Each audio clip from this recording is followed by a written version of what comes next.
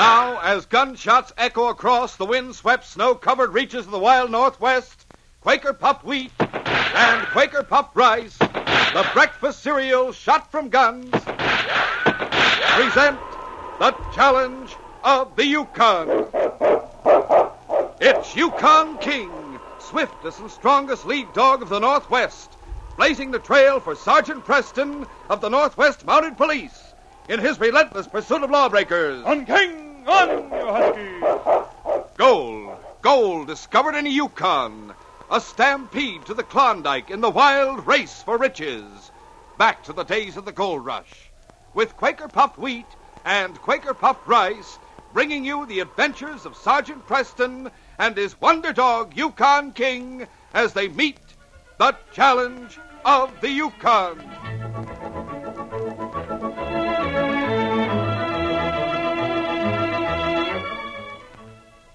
Say, if at breakfast time you're, yes, hungry as a lion, well, sir, just you dive into a heaping bowlful of delicious Quaker puffed rice or Quaker puffed wheat. Man, oh man, there's a treat that'll tame the old appetite. In fact, it's the cat's meow. Meow. Yes, these ready-to-serve giant grains are shot from guns, are nourishing, crisp, tender, loaded with nut-like flavor. So tomorrow, enjoy this breakfast treat. Quaker puffed rice or Quaker puffed wheat.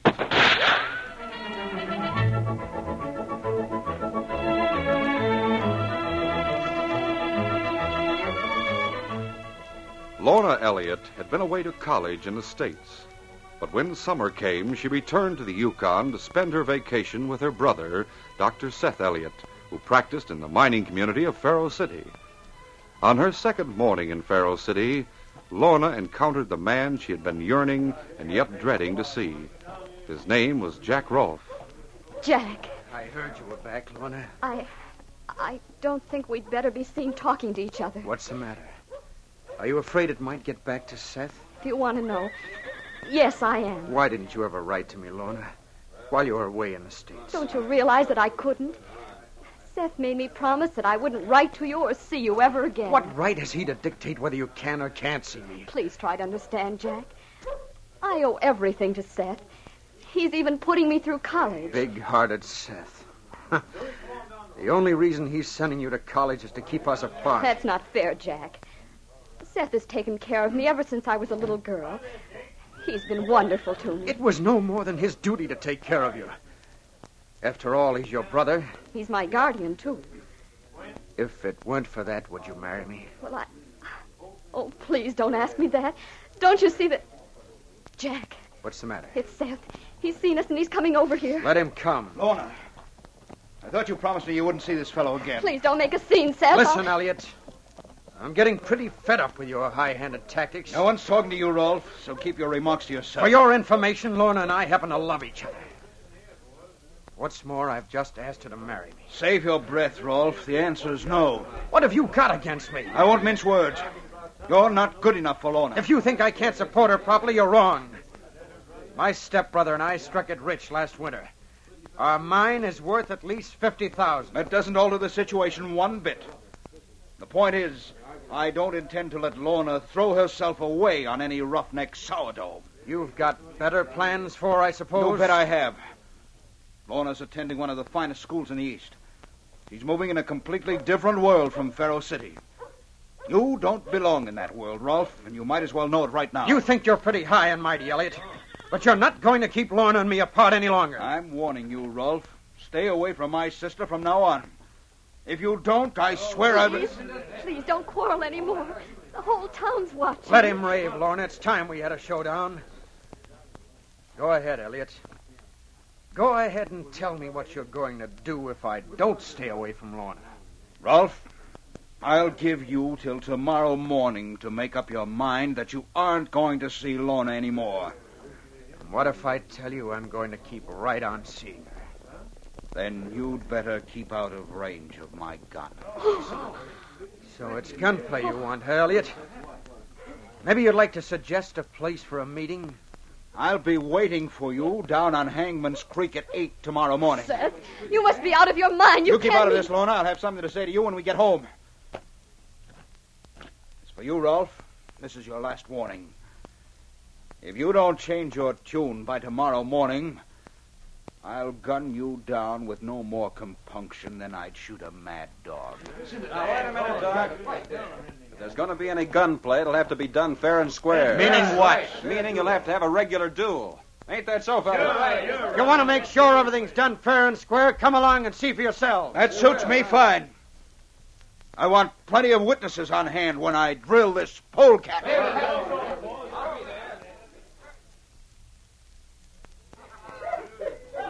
Jack Rolfe's stepbrother was a man named Abe Slater. A short time after the crowd had dispersed, Slater walked into the North Star Cafe. He signaled to a tough-looking white man who was seated at a table with a shifty-eyed half-breed. The white man rose from his chair. You wait here, Muckluck. Look like Slater want to see me in the back room about something. Wait.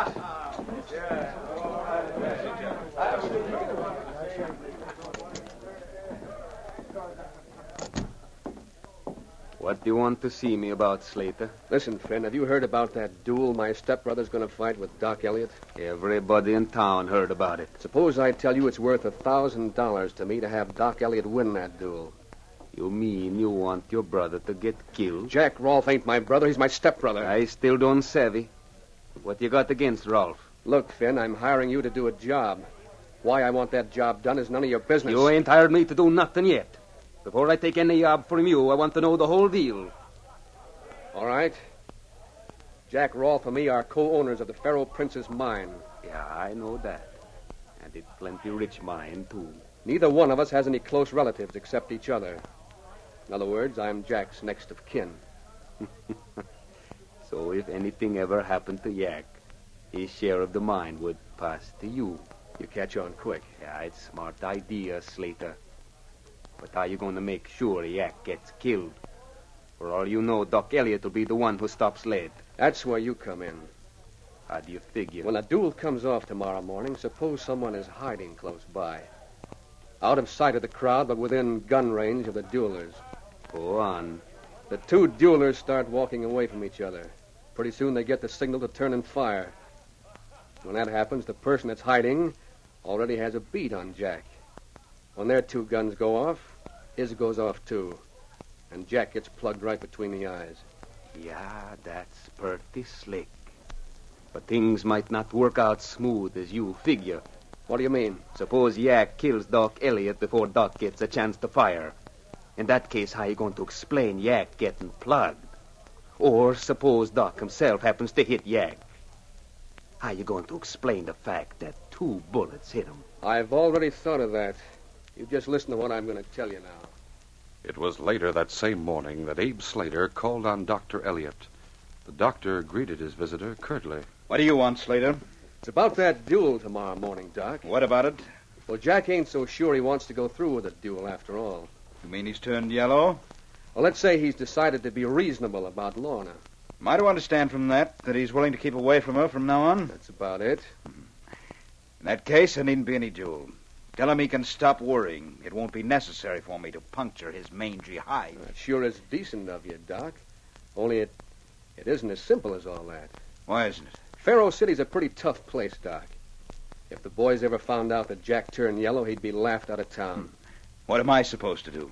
Take out my handkerchief and weep? Well, it's like this. Jack wants to know if you wouldn't be willing to put on a fake duel. A fake duel? Yeah, a duel that would look like a real gunfight. Only you'd fire over Jack's head, and he'd fire over your head. What is this? Some scheme that you and Rolfe have cooked up? It's no trick, Doc. Honest, it isn't. You can tell your sister beforehand what the arrangement is. You know doggone well Jack wouldn't try any funny stuff under those circumstances. I suppose you're right.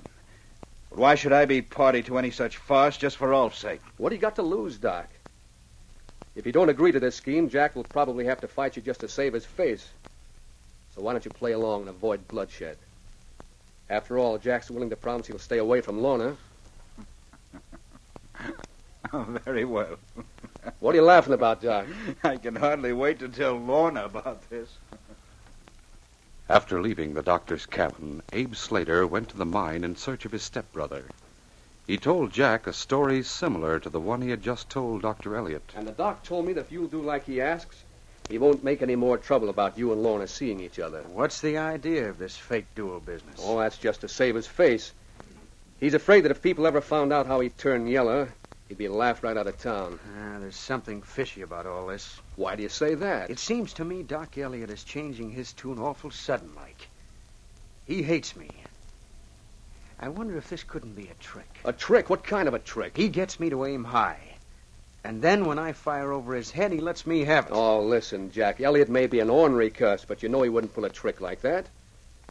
Besides, he says if you don't trust him, I can go over this evening and get it straight from Lorna herself. In that case, I guess it must be on the level. Well, how about it? All right. Tell him if he'll stop interfering between Lorna and me, I'll fight that fake duel with him. Just the way he asks. Meanwhile, Lorna Elliott had gone to Dawson City to get help from Sergeant Preston. Miss Elliott, as a member of the Northwest Mounted Police, it's my job to prevent gunplay. I can promise you that duel will not take place. Then you will come back with me? I'll be ready to leave as soon as I've notified the inspector. Come on, King. You and I are going to Faro City with Miss Elliott. It was evening when the sergeant and Lorna Elliott arrived back in Faro City. The doctor was seated in his cabin mixing a prescription as they entered. Lorna, where the dickens have you been all this time? Why, I beg your pardon, Sergeant. I didn't see you. Hello, Doctor.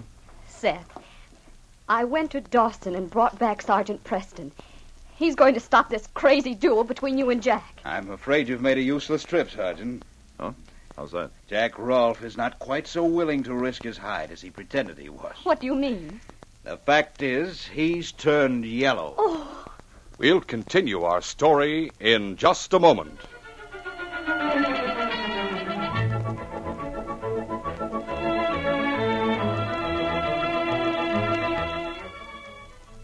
Old King Cole was a merry old soul.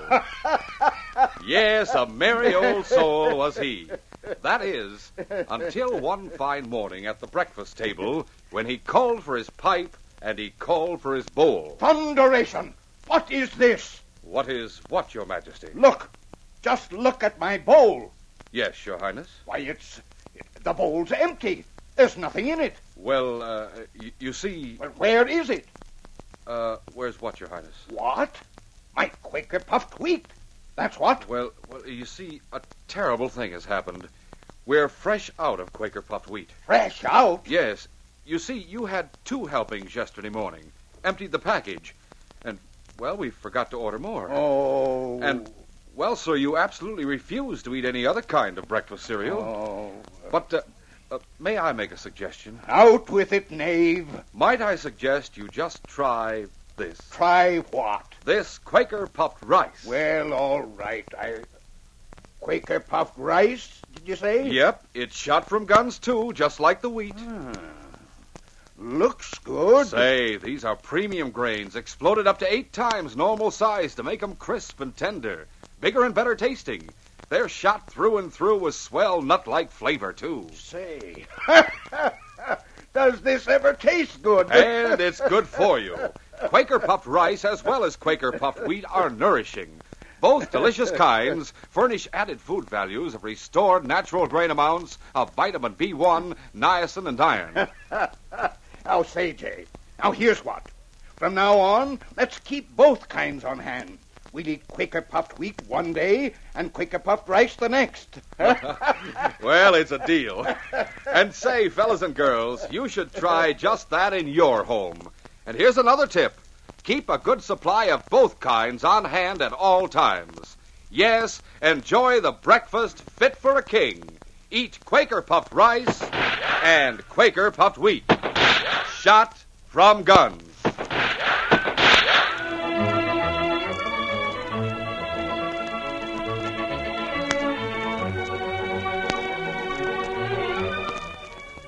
Now to continue our story. When Lorna and Sergeant Preston arrived at Dr. Elliott's cabin, he told them that Jack Rolfe was afraid to go through with the duel. I can't believe it. Certainly doesn't sound like Jack Rolfe. That's not all.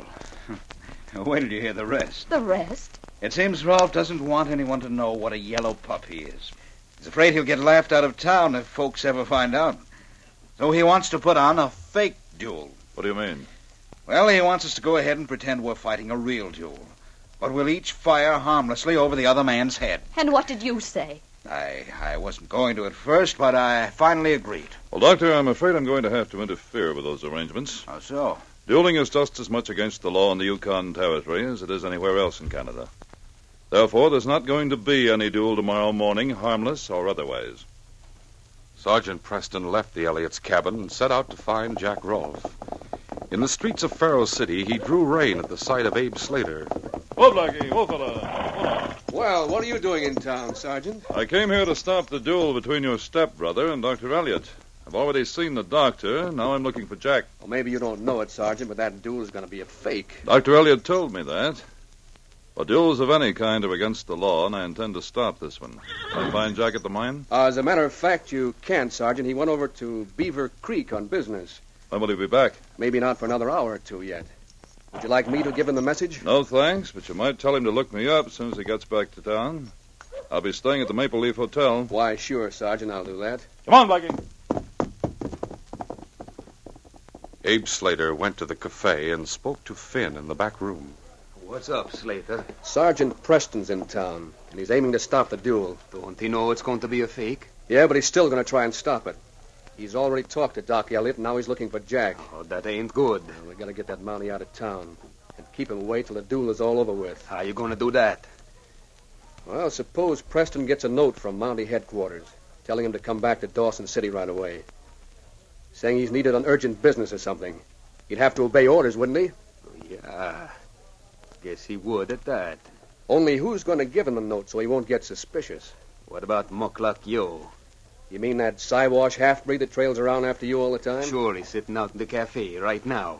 Think he'll do it? For little firewater, he'd do practically anything. Suppose he squeals on us afterwards. Ah, he wouldn't dare. I got enough on him to hang him. Besides, I saved his life once. That's why he follows me around all the time. All right, get him in here, and I'll start writing out the note. A short time later, Sergeant Preston was approached by the half-breed Mukluk Joe in front of the hotel. You, Sergeant Preston? That's right. Bring note. Dawson City. Oh, thanks. Let's see what it says.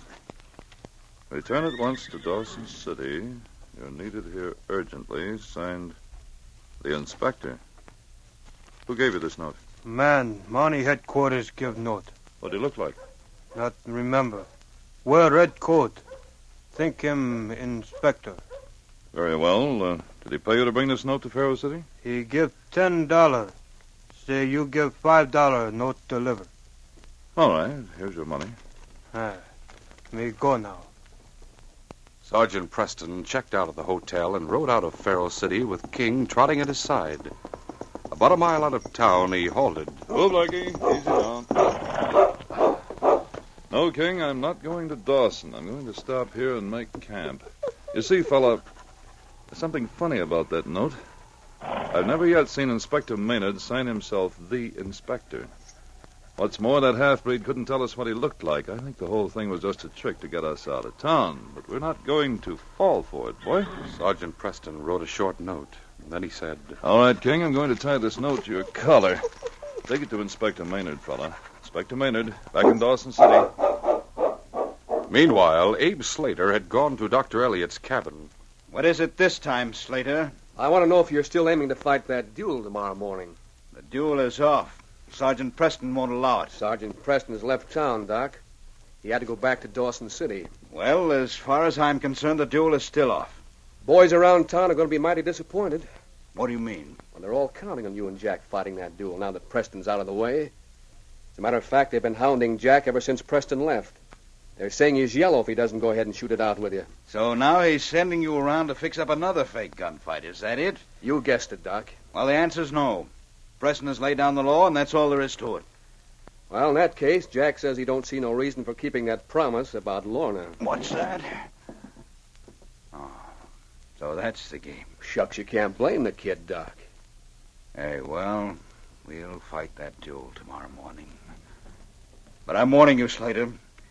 If If Rolfe tries to back out of the bargain afterwards and starts hanging around Lorna again, I'll gun him down regardless of Sergeant Preston or the whole Northwest Mounted Police Force. It was long after midnight when King arrived in Dawson City. He went to Inspector Maynard's cabin. Why, King, what in heaven's name are you doing here? Come on in, fella. Just a minute now till I light the lamp. That's better. Well, I'll be... You've got a note tied to your collar. Let's have a look at it. Inspector Maynard. Just received a message, supposedly from you, ordering me back to Dawson City. The inspector read the note and then said to King, Your master was right, King. I never sent such a message. Right out on answering, you'd better take it back to the sergeant right away. Early the next morning, Abe Slater went to Finn's shack on the outskirts of Faro City. Listen, Finn. There's been a change of plans. What's up? Andy Gower came into town late last night and said he saw Sergeant Preston camped about a mile outside of town. You mean he never fell for that note after all? Yeah, it looks that way. He's probably planning to stay out of sight till 8 o'clock. Then catch everybody red-handed, just as the duel begins. Oh, that gums up the whole plan, don't it? Oh, not by a long shot. You see, as soon as the boys in town heard Preston was hanging around to stop the duel, they went and told Jack and Doc Elliott they'd have to fight their duel an hour early. 7 instead of 8. Sounds like the whole town is just as anxious to have this shooting match come off as you are, Slater. Yeah, there's plenty of excitement, all right. The boys are all placing bets on who's going to win. Now, you and Muckluck go over to Hangman's Creek. Get settled in your hideout right now. The crowd will likely start over that way in another half hour or so. Right, boss. You just leave it to me. Shortly before 7 o'clock, Sergeant Preston stood beside his horse at his campsite outside of town. I hate to leave here before King gets back, but I guess we'd better ride into town and keep an eye on things. If that note was a trick, someone's awfully anxious to have that duel come off on schedule. Steady, Blackie. Easy. Get up, fella. Come on now. Arriving in Faro City, Sergeant Preston was surprised to find the town deserted. Oh, Blackie. Slow. Easy. Easy now. That's funny. Should be someone up and around even at 7 in the morning. I wonder if they've decided to hold that duel early. Better get out to Hangman's Creek and investigate. Come on, Blackie! Meanwhile, King was approaching the sergeant's camp outside of town. All night long, the great dog had been traveling. His coat was caked with mud, and every muscle in his body ached, but he pressed forward gamely. Soon he would be feeling the touch of his master's hand and hearing warm words of welcome and praise. To King's surprise and disappointment, the campsite was deserted. Sergeant Preston was gone. The longed-for moment of rest and welcome would have to be postponed. The great dog paused for a moment to pick up the sergeant's scent. Then he faced wearily toward town and started off in pursuit of his master.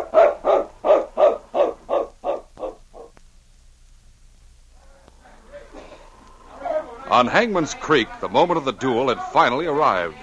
Excitement ran high among the mob of onlookers that had streamed out from town. No one in the crowd, except Abe Slater, knew that 2 men lay hidden in a dense thicket on the hillside overlooking the scene of the duel. You got carbine ready, Finn? I sure have, Muckluck. I'm keeping a bead right on Yak Rolfe's head.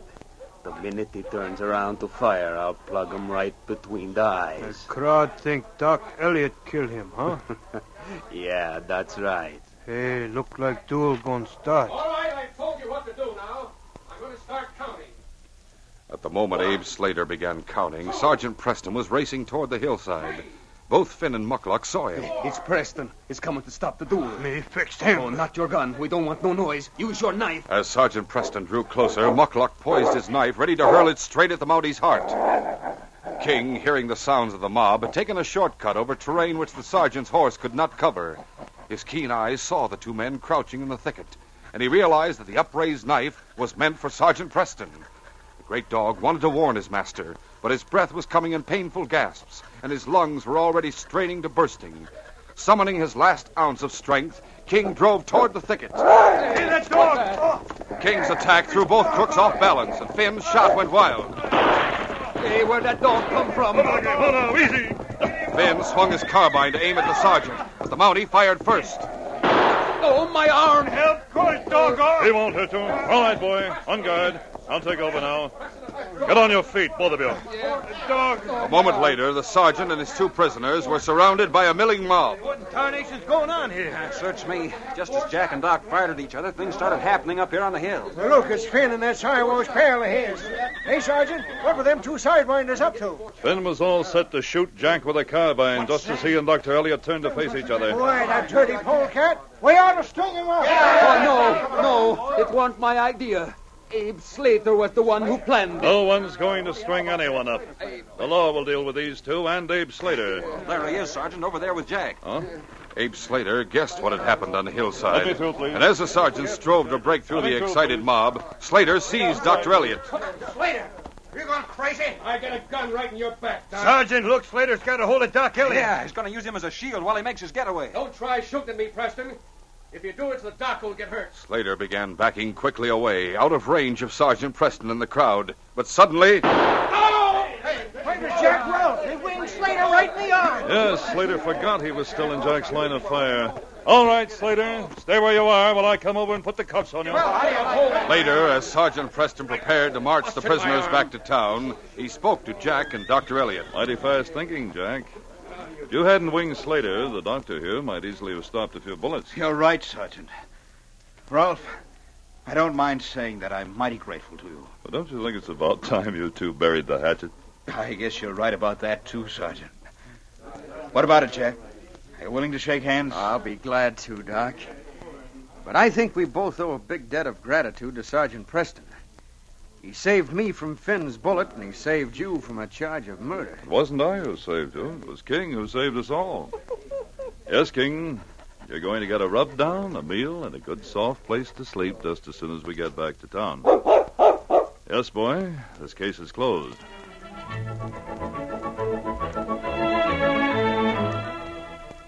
In just a moment, Sergeant Preston will give you a preview of Wednesday's adventure. Ask Mother, she knows. Yes, Mother knows that quality comes first in a food. That's why the famous breakfast cereals, Quaker Puffed Wheat and Quaker Puffed Rice, are made from only the premium grains of wheat or rice.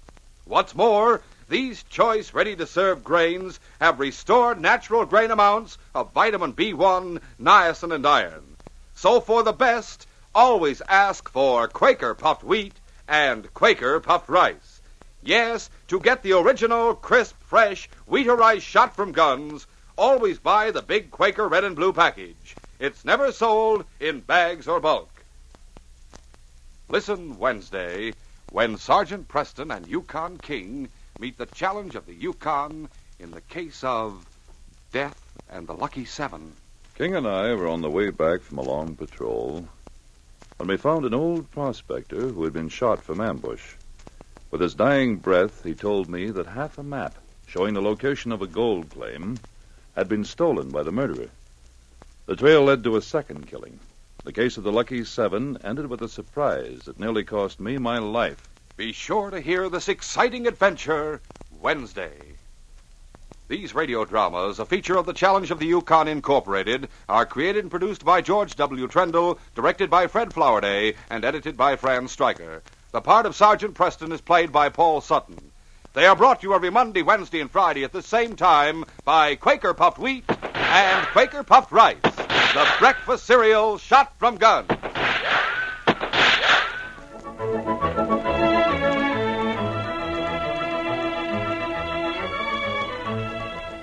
This is J. Michael wishing you goodbye, good luck, and good health from Quaker